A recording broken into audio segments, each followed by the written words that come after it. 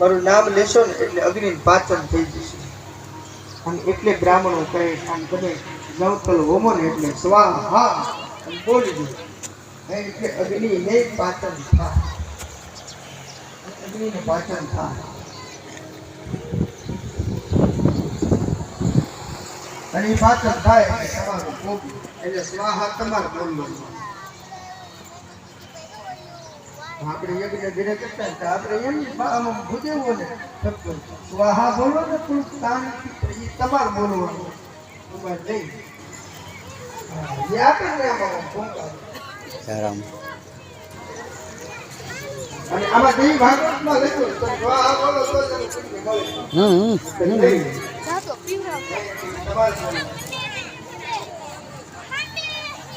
તો મંત્ર બોલે ભૂદેવ મંત્ર બોલે સ્વાહા આપણે બોલવું. માતાજીનું નામ બોલવી ને એટલે આપણું પોજ થાય. ગમે અહીંયા હોમ કરો ને એટલે સ્વાહા ફરજિયાત બોલજો જો તમારે પુણ્ય પ્રાપ્ત કરવું હોય તો.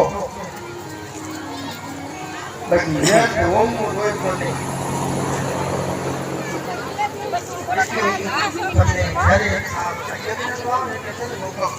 નિયમ પાલન કરવું.